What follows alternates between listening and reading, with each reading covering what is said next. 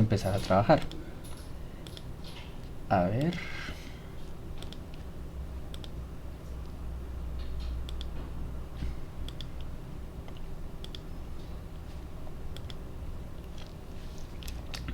Ya se está viendo el tablero, ¿verdad? Sí, profe. Gracias. Bien, entonces recordemos qué estábamos haciendo ayer. Introdujimos lo que es el concepto de un campo vectorial conservativo, ¿verdad? Que recordemos, decimos que un campo vectorial es un campo, perdón, ¿dónde está esto? Aquí. Decíamos que un campo vectorial f era conservativo si existía un campo escalar f de tal manera que f mayúscula resultara ser su vector gradiente, ¿cierto? Y lo que estábamos viendo la clase de ayer era, bueno, si nosotros ya sabemos que un campo vectorial es conservativo, ¿cómo reconstruir lo que llamamos su función potencial? ¿Cierto? Y básicamente a eso fue lo que le dedicamos la clase de ayer.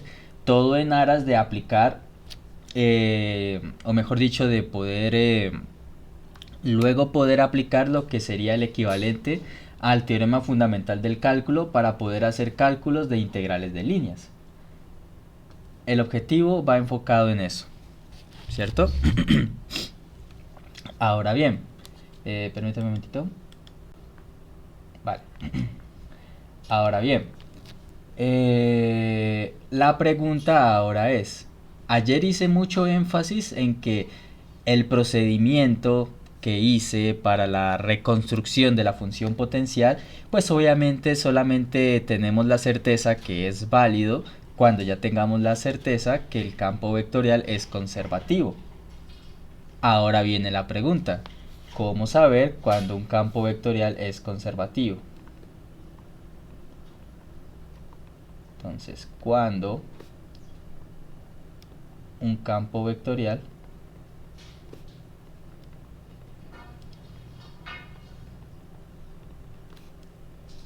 es conservativo.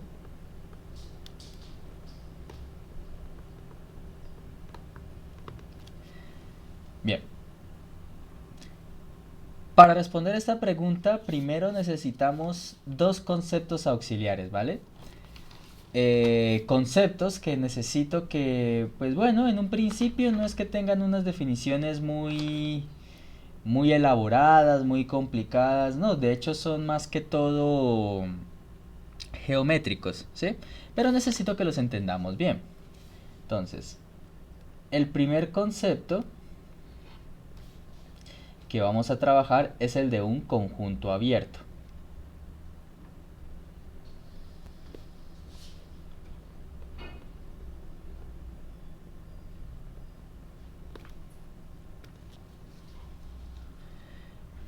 Insisto, si ustedes buscan, por ejemplo, la definición de conjunto abierto en Google o lo que sea, pues la definición de conjunto abierto es una cuestión matemática tal vez un poquito enredada, ¿sí? Pero aquí vamos a trabajar con una noción más simple, ¿sí? Insisto, más como para tener una idea de qué es un conjunto abierto, ¿vale? Entonces, ¿qué vimos nosotros? Nosotros vimos, por ejemplo, en clase que un conjunto era cerrado. Por ejemplo, esto que voy a dibujar.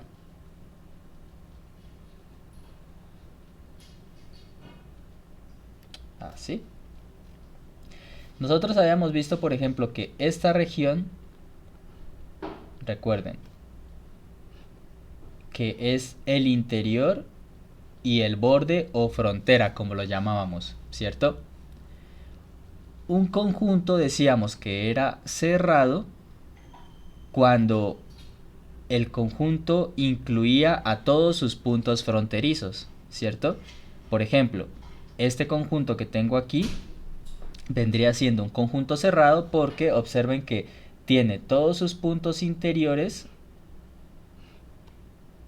pero además la línea negra que viene siendo la frontera también es parte del conjunto, ¿cierto? Si hacemos analogía, por ejemplo, a cuando un intervalo era cerrado, a cuando un intervalo era abierto, ¿cierto? Pues el intervalo cerrado contiene los puntos fronterizos, ¿cierto? El conjunto abierto, por otro lado, no los contiene, ¿vale? Entonces, eso es lo que va a caracterizar un conjunto abierto, que no va a tener sus puntos fronterizos. Y sería algo como esto.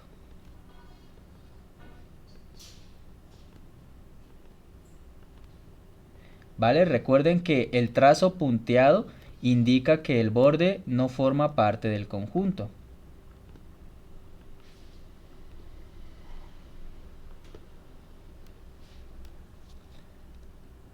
¿Ok? Básicamente es esto, miren, es como un conjunto sin borde, sin frontera. ¿Vale? Sus puntos interiores siguen formando parte del conjunto, claramente. Pero lo que era el bordecito, eso ya no forma parte del conjunto. Eso es lo que entenderemos por un conjunto abierto. ¿Vale? De los conceptos que vamos a mirar, tal vez este es el más sencillo. ¿De acuerdo? Entonces, eso para nosotros, insisto, para nosotros aquí en este curso, que no tiene un enfoque tanto matemático, sino más bien de cálculo, de hacer cuentas, ¿sí? Porque, insisto, la definición de conjunto abierto es un poco más elaborada. Pero para nosotros bastará con entenderlo de esta manera.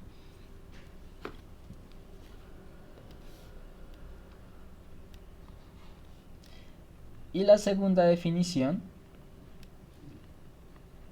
en la que sí quiero hacer mucho hincapié porque es la que va a ser la más importante y tal vez la más decisiva en todo este contexto que vamos a mirar, es la de un conjunto convexo.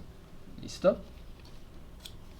Entonces, vamos con esto. ¿Qué viene siendo un conjunto convexo? A ver, en términos sencillos, y aquí escúchenme muy bien, tomen apuntes, un conjunto convexo es un conjunto aquel en donde todo par de puntos que estén en el conjunto se pueden unir mediante un segmento y ese segmento seguirá estando contenido en el conjunto. ¿Sí? Eso es un conjunto convexo. Un conjunto es convexo cuando todo par de puntos en el conjunto, al ser unidos por un segmento, dicho segmento tiene que estar contenido en el conjunto en cuestión. ¿Vale? Miremos algunos ejemplos entonces de qué vendría siendo un conjunto convexo y qué cosa no sería, por ejemplo, un conjunto convexo.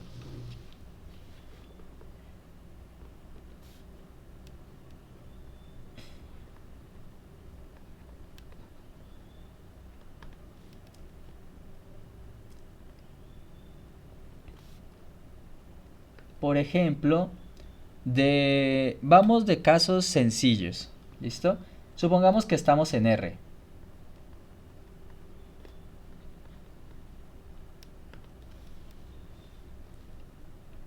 Aquí está la recta real, ¿cierto? Y digamos que por aquí coloco, aquí está bien. Y digamos que coloco el intervalo A, B. ¿Listo?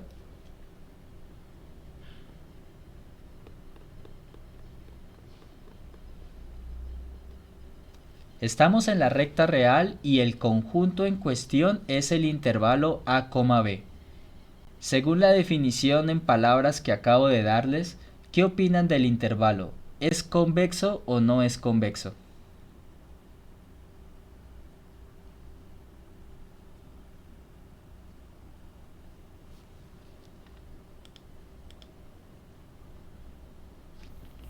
Profe, pues se dice que es todo par de números que puede formar un segmento y está dentro del conjunto, pues podríamos decir que sí, porque ahí podríamos hacer, digamos, considerar pares, ¿sí? Ujú. Elementos, elementos y formar segmentos, siempre y cuando pues, los segmentos estén ahí dentro. Y pues, yo veo que sí puede haber algunos, ¿no?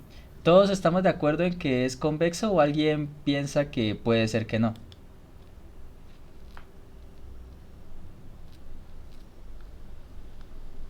Tomo el silencio de todos como que, pues, ¿será que sí? Pues, en efecto, los intervalos son un efecto, son un ejemplo de conjuntos convexos. Recuerden que la definición es todo par de puntos se debe poder unir con un segmento. Por ejemplo, digamos este parcito que voy a dibujar aquí, ¿cierto? Y los puedo unir con un segmento y el segmento tiene que seguir contenido en el conjunto. Y aquí podemos ver que este segmento, voy a dibujarlos por fuera, mejor por acá. Entonces miren, este par de puntitos los voy a hacer por fuera del intervalo porque creo que con tanto color superpuesto no se nota bien, pero como tal se deberían dibujar en el intervalo, ¿no? Entonces miren que todo segmento que unimos, él se va a mantener dentro del intervalo, ¿cierto? Entonces, en efecto, todo intervalo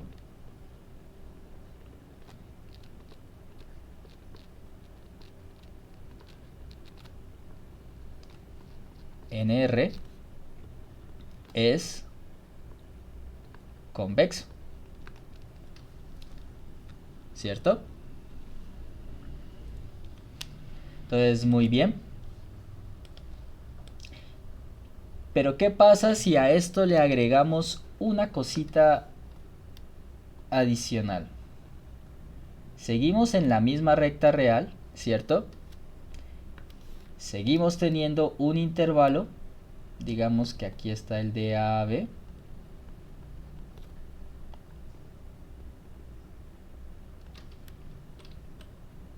Tenemos este intervalito. Pero también tenemos este.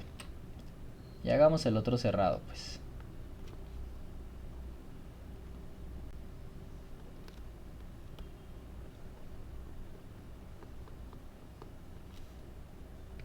Y esto se supone que es una C. Muy bien, jóvenes. Entonces, ahora tenemos esos dos intervalos. Desde A hasta B y desde C hasta D. Sabemos que todo intervalo en R es convexo. O sea, el intervalo desde A hasta B es convexo. El intervalo desde C hasta D es convexo. ¿Qué pasa si considero la unión de los dos?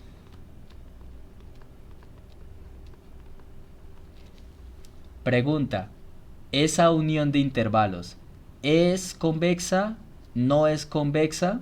¿Por qué lo es o por qué no lo es?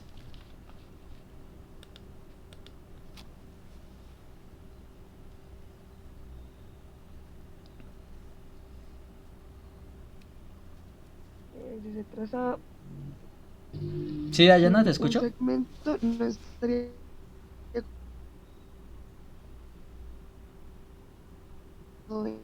dentro del dispositivo. Dayana, ¿me repites porfa que se te entrecortó muchísimo? Si se trazaría un segmento, no estaría todo contenido dentro del segmento, digamos. A ver, ¿cómo elegirías los puntos para que el segmento no esté contenido?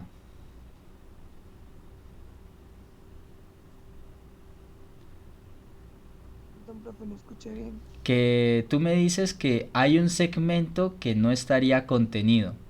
Eso te entendí, ¿cierto? Sí, tomaríamos, por ejemplo, eh, digamos de A a D, pues la partecita entre B y C no está contenida. Exactamente, muy bien, Dayana.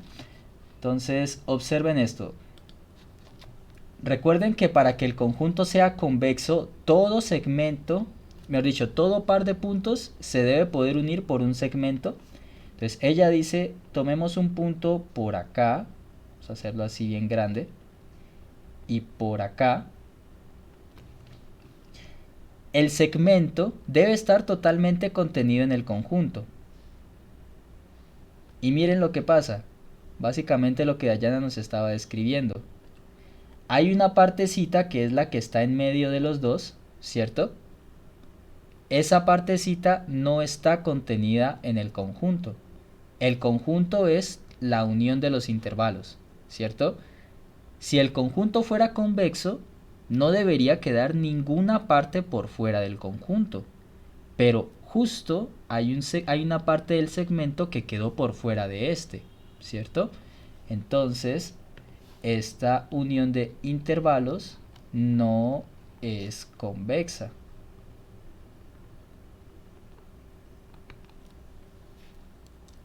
¿Listo?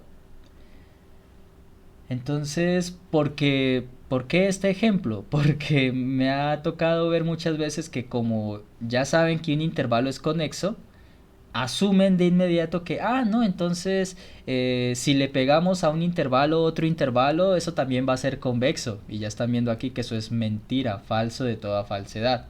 ¿Listo? No porque un intervalo sea convexo quiere decir que la unión de ellos tenga que ser convexa. ¿De acuerdo? ¿Qué más tenemos? A ver.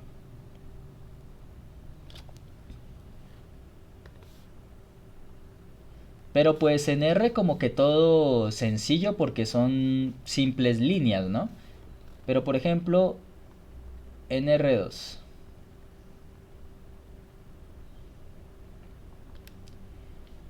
En R2 de hecho, vamos a colocar por aquí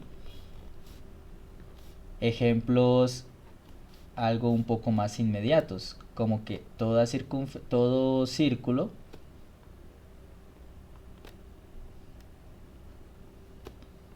es convexo.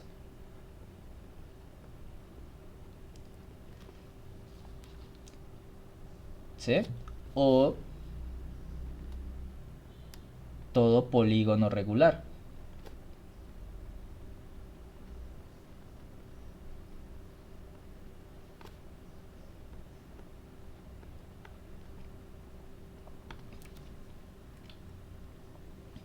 Todo polígono regular es convexo. ¿Sí? Recordemos que los polígonos regulares son estas figuras que tienen todos sus lados, ¿cómo es que se llama? Congruentes, ¿no? Que si son que si o cuadrados o hexágonos, pentágonos, ¿sí? Todas esas figuritas convencionales son convexas. ¿Qué se nos sale del ámbito? Por ejemplo, o mejor dicho, ¿qué son figuras un poco más interesantes? Veamos esto de acá. Supongamos que tenemos esta figurita, a ver. Hagamos algo sencillo para empezar. Esta, de aquí para acá, de aquí para acá, de aquí para acá. Esto,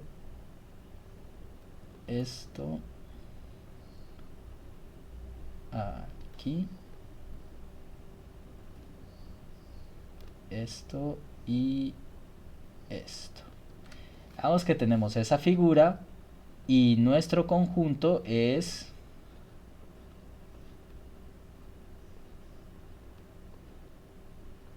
entonces ese ya no es un polígono regular, ¿cierto? Tenemos esta pequeña figura como con forma de imán visto desde arriba, ¿cierto? Y ahora la pregunta es, ¿esa figura es o no es convexa?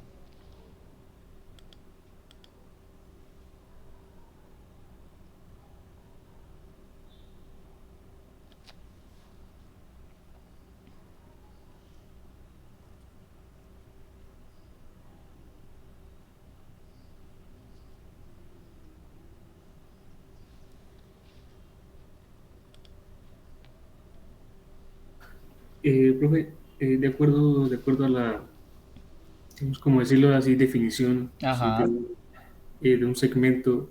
Cuando uno considera un segmento se refiere como un... Como, Cuando hablamos de segmentos, hablamos de la línea que une dos puntos. ajá. Tiene que ser una que, digamos, está contenida en una recta, ¿cierto? Sí, pues Entonces, entiende el segmento como pues una liniecita, lo de siempre, lo usual, no sin complicaciones. vale. Entonces, pues en ese caso, yo pensaría que no es convexo porque si tomamos, por ejemplo, digamos, un punto de, bueno, de un lado de la figura, Ajá. ¿cierto? Y otro del otro lado así, pues, digamos, si unimos los dos, quedaría el segmento por fuera también una parte. Cuando tú dices de un lado, a ver, se alcanza a ver el cursor en la pantalla, ¿cierto? No, no lo miro. ¿No se comparte el cursor en pantalla? A ver. O estoy ciego, ¿no? Ah, sí, ya. Ah, ok. Cuando tú me dices un punto en un lado, tú dices como por aquí o por dónde exactamente. Por arriba, por ahí. Por aquí, digamos. Ajá. A ver, entonces vamos a dibujar el punto uno aquí. Ok. Y Y, y el otro en la otra parte, así, así igual. ok, como por acá. Ajá. A ver. Y hagamos el segmento, ¿no? Bueno, que no me quedó muy bien, a ver. Ahora sí. Y tú dices que no sería convexo, ¿por qué? Porque el segmento, digamos, pasa por una parte que no está contenida en ese conjunto. Ujú, que fue más o menos lo mismo que hizo Dayan hace rato, muy bien. Sí. Entonces, claro para todos esto, miren, el conjunto en efecto no es convexo porque recuerden la definición, todo segmento debería estar totalmente contenido en el conjunto. Entonces, básicamente observen lo que han hecho Dayana y Edward en los ejemplos pasados. Ellos se enfocan en mostrar al menos uno, porque si todo segmento debe estar contenido, si hay uno que falle, ya no me pongo a buscar más, el conjunto no es convexo. Y eso es justo lo que ha hecho cada uno. Exhiben un ejemplo de un segmento que no esté contenido, con lo cual el conjunto deja de ser convexo. ¿Cierto? Entonces, por lo tanto, este conjunto no es convexo.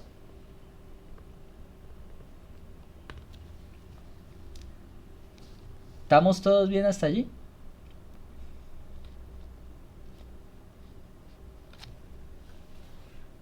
Y a ver, si se ha quedado esto claro, entonces miremos un último ejemplito, pues.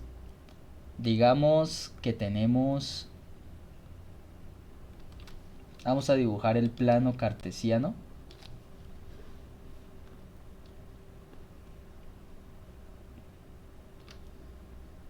Eje X, eje Y, esto es R2. Y... Hagámoslo así. El conjunto va a ser todo R2, pero quitándole este puntito.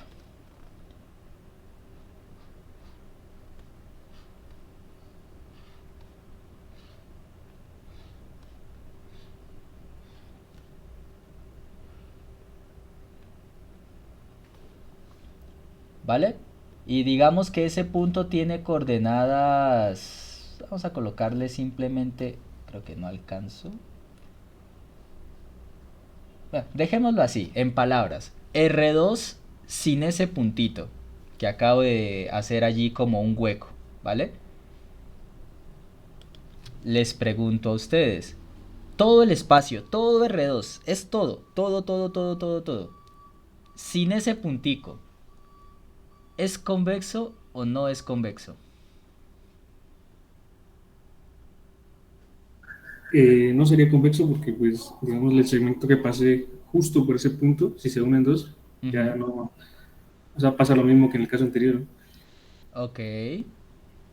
No digo que estés bien o mal. Ahorita respondo. ¿Qué opinan los demás?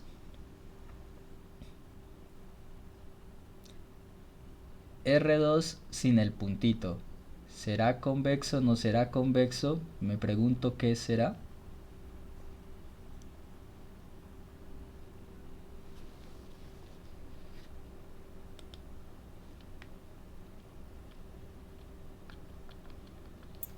Sin el punto, sí vendría siendo convexo. ¿Por qué crees que sí sería convexo, Santiago? Porque, o sea, independientemente de los puntos que yo tome, si estamos mencionando a todo R2, estamos tomando toda su completitud, no sé cómo se diga. Eh, Tranquilo. entonces, pues, siempre va a estar contenido lo que tomemos. Vale, está bien. Entonces tenemos dos respuestas. ¿Alguien desea dar su aporte a la discusión?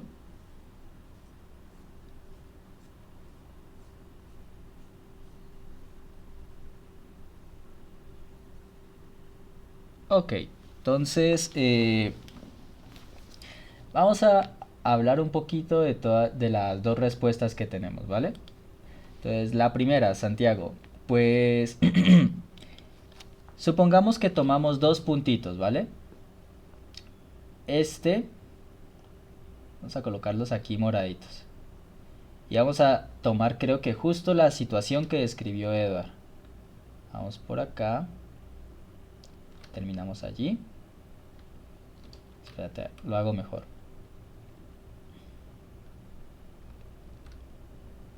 Y aquí. ¿Listo? Los dos puntos en cuestión que vamos a tomar son los que dibujé en morado, que están como más gruesos, ¿no?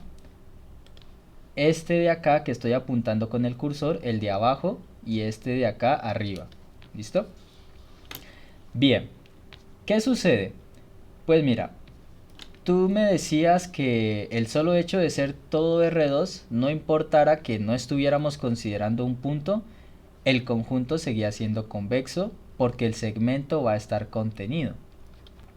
Entonces, ¿cuál es digamos, el inconveniente con eso?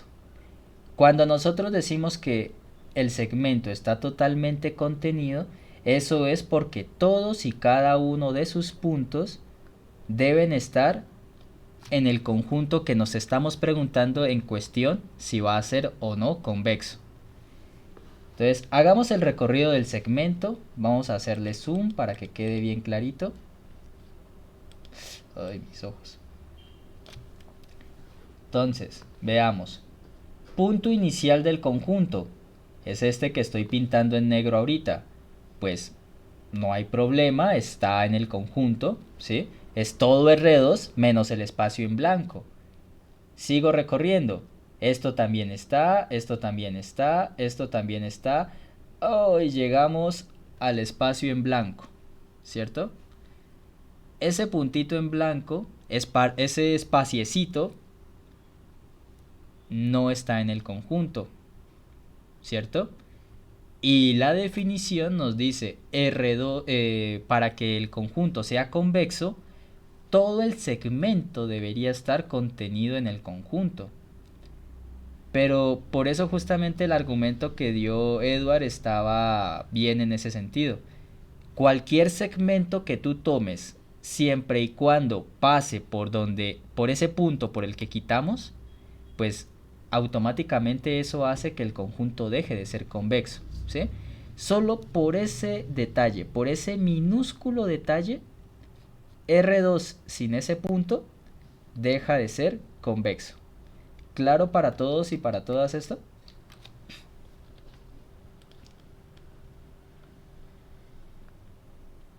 Entonces, R2, quitándole un puntito, digamos X sub 0, Y sub 0, no es convexo. Si la definición no fuera tan estricta y en vez de ser un segmento fuera una curva que une a los puntos, pues tú te esforzarías por rodear el punto, ¿no? Eso sí se podría hacer. Considerarías cualquier curva que no pase por donde está el hueco y ya no habría problemas.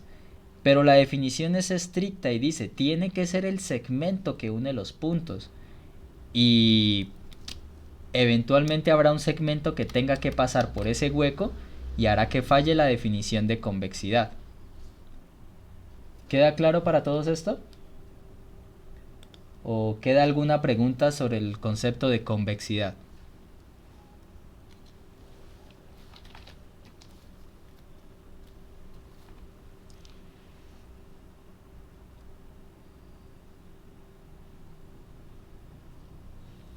No, señor, claro. Ok. Sigamos entonces. Ya teniendo estos conceptos, pues bueno, pasemos a lo que nos interesaba. Recuerden que todo esto iba en aras de respondernos la pregunta ¿cuándo un campo vectorial es conservativo? Profe, y en R3, En R3, los análogos. Por ejemplo, mira,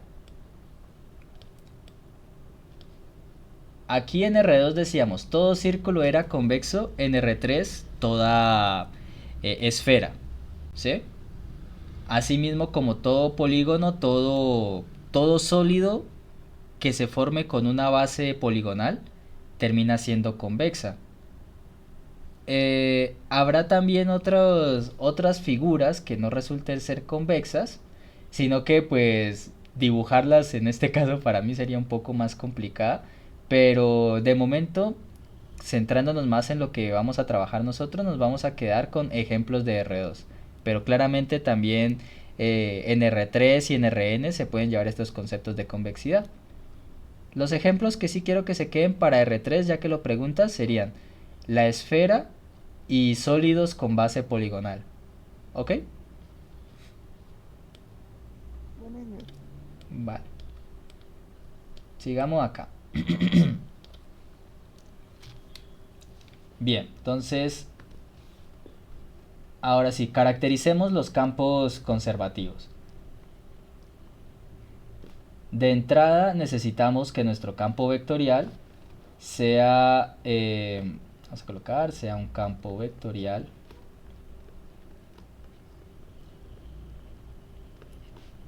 diferenciable.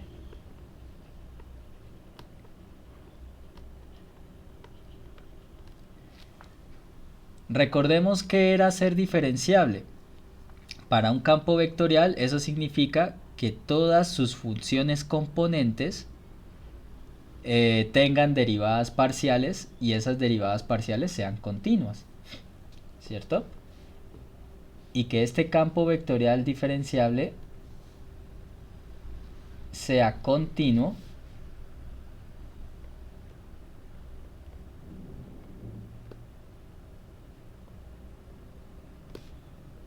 en un conjunto, llamémoslo U mayúscula, que estará contenido en Rn.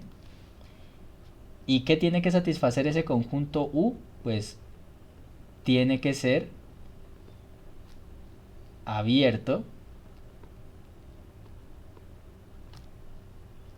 y por sobre todo convexo. Observe que esto es muy importante, ¿sí? El conjunto en cuestión donde se va a hacer el análisis, que básicamente va a ser el dominio de nuestro campo vectorial, no puede ser de cualquier forma. Tiene que ser un conjunto abierto, pero por sobre todo tiene que ser convexo, ¿sí? O sea que todo este análisis para estas funciones, para determinar si un conjunto resulta ser un gradiente de alguna otra función o no, es importante que su dominio sea un conjunto convexo. ¿Listo?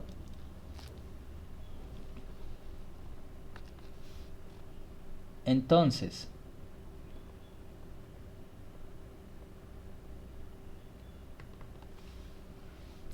vamos a decir que F es conservativo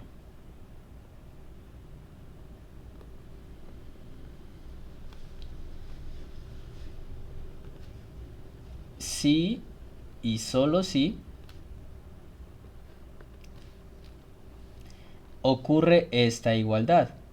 La derivada parcial de la función componente f sub i respecto a la variable x sub j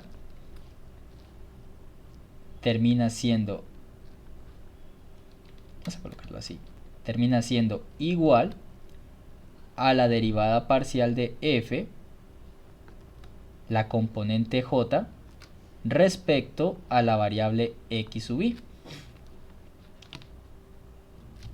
¿Listo?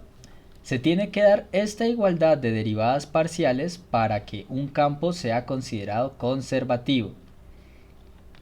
¿Quiénes son f sub i y f sub j? Recuerden, vamos a colocarlo por aquí en un ladito, por acá abajo. Recuerden que su campo vectorial es una función, vamos a considerarlos de Rn a Rn, ¿cierto?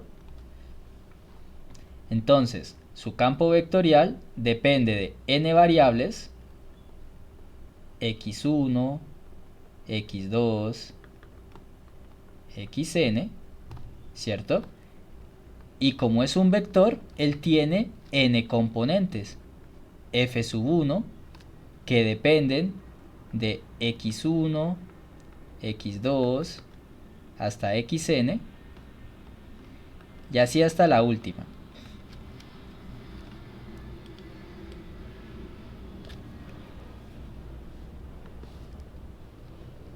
F sub n de x1, x2 hasta xn, ¿cierto? Entonces, su campo vectorial tiene esta estructura.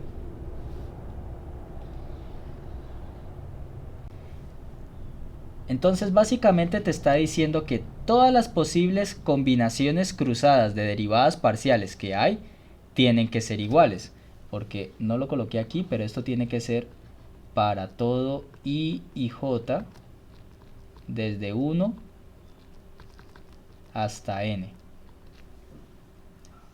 ¿cierto? Y yo sé que en un principio, pues bueno, uno con esto estaría pensando, no, pero eso va a ser qué resto de derivadas parciales que va a tocar que comparar, Dios mío. En casos generales sí, pero como aquí nos vamos a enfocar más que todo en el caso de campos vectoriales en R2, ¿sí?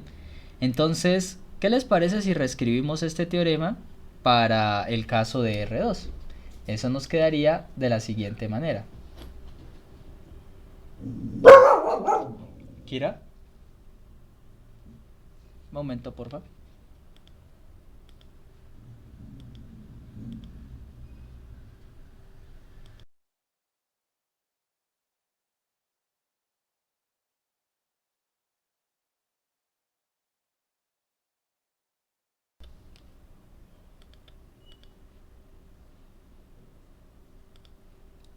Ok.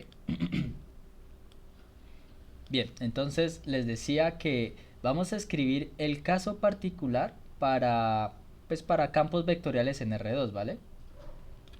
Vamos a colocar esto aquí, así. Y vamos a colocar caso particular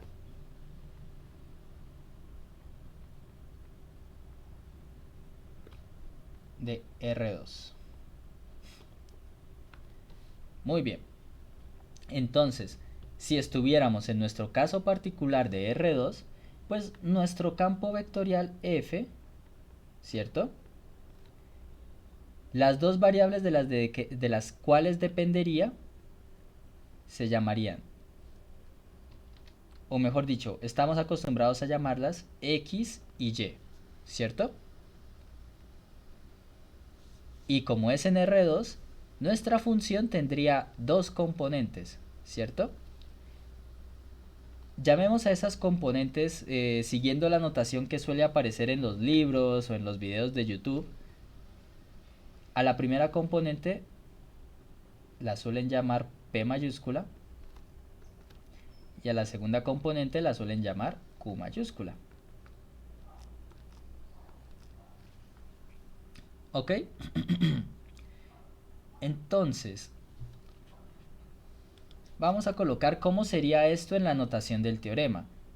X sabemos que sería x1, y sería x2, p como es la primera función componente sería f1 y q como es la segunda función componente sería f sub 2. ¿De acuerdo? Bien, entonces, ¿qué es lo que haríamos? El teorema nos dice que el campo vectorial sería conservativo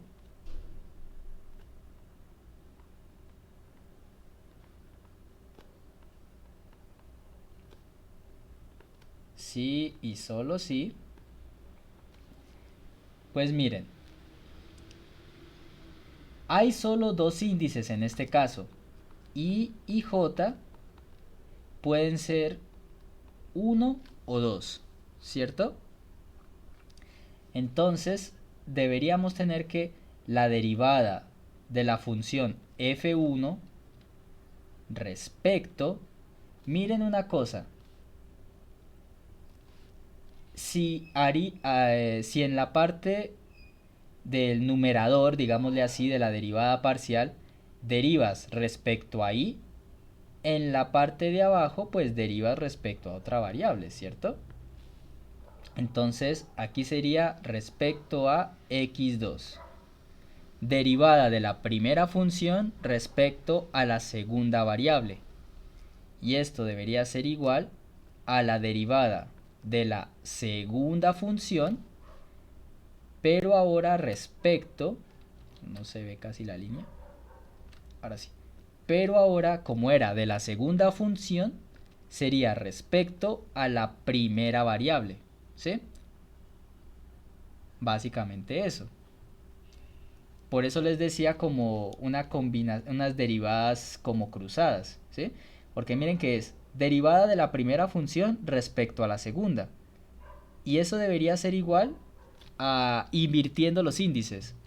Derivada de la segunda función respecto a la primera variable, ¿sí?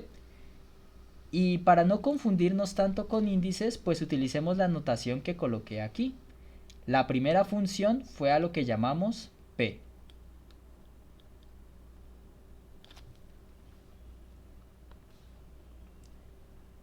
¿Cierto? Y la segunda variable, x2, es a la que nosotros solemos llamar y.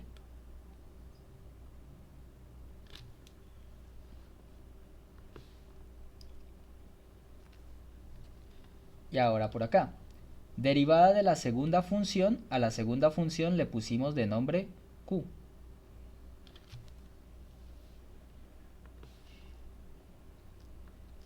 Respecto a la primera variable le pusimos x.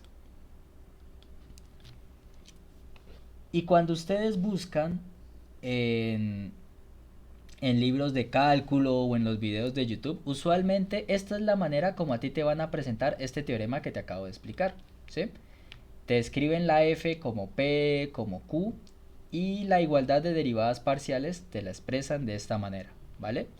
Esto es lo que nosotros vamos a verificar siempre y cuando que queramos ver que un campo vectorial sea o no sea conservativo, ¿ok?